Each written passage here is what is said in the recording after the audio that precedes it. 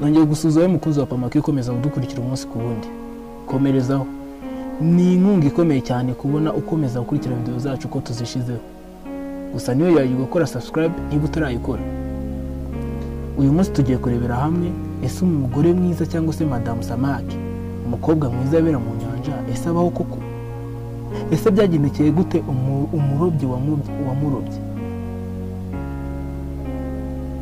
Madame Samaki ni ikiremwa bivuga ko kiba mu mazi, kikaba cyaragiye kigwa kuva mu myaka ya kera, kandi kikavugwaho ibitangaza byinshi n'ubwiza butangaje mu gice cyo hejuru.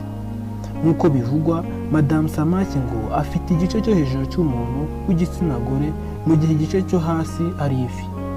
Ibi ni ibintu bitangaje. Twese tuzi ko Madame Samaki ari umuntu ufi. Ese Madame Samaki koko abaho? Ibi biremwa byatangiye kuvuga mu myaka y'ibihumbi 330 ishize, mu cy'abahanga bise Stone Age. Bikaba byaravugaga ko mu bitekerezo ndetse n'imigani, nubwo zimwe mu nyandiko zagiye zigaragara ko Madame Samaki zagiye zigaragaza cyane ku isi, inkuru ziheruka zivuga ko Madame Samaki zivuga ko yagiye yigaragaza mu duce dutandukanye ndetse no muri iki kinyejana cya 21, ngo zikaba zarigaragaje muri Israel ndetse no muri Zimbabwe.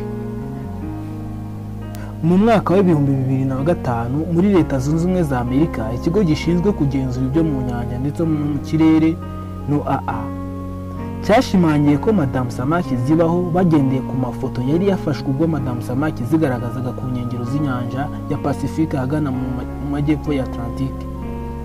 Abashakashatsi benshi barimo Marcus Spockman wigisha muri kaminuza ya Florida, akaba ari n'umushakashatsi mu bijyanye n'ibiremwa, bagiye batangaza ko Madame Samaki zikunze kuba mu mazi ashyuha nko mu nyanja ya Mediterane, nubwo ngo nyinshi zagiye zigaragara mu nyanja ya Pacifique. Lamkin ati, hari ikintu nakwita nk'umuryango wa Madame Samaki zihora ziri koga mu mazi zikanasohoka hanze mu nyanja no iherereye mu mujyi wa Maryland. Abarobyi bo muri Amerika ngo bafashe Madame Samaki. Muri aka karere k'ibiyaga bigari hagiye havugwa ibitekerezo byinshi bivuga ko Madame Samaki no mu kiyaga cya Tanganyika giherereye muri Tanzania, ndetse no muri Victoria giherereye hagati y'Uganda na Tanzania ndetse na Kenya, ariko nta buhamya bufatika bw'umuntu waba warazibonye. Gusa ibitekerezo bihari bishobora gushimangira ko zishobora kuba zihagera, dore ko n'iri zina rya Madame Samaki ariho rikomoka, kuko mu Cyongereza bazita mermaids. Ese Madame Samaki abavugwa muri Bibiliya? Ubundi inkuru zijyanye n'imibereho y'ibinyabuzima bitangaje zivuga ko ikigirwamanakazi cyo muri Asiriya cyitwaga Atargatis aricyo gihindura cyangwa se cyihinduye Madame Samaki nyuma yo kwica umuntu kitabishaka. Madame Samaki mu by'ukuri ateye mu buryo butangaje.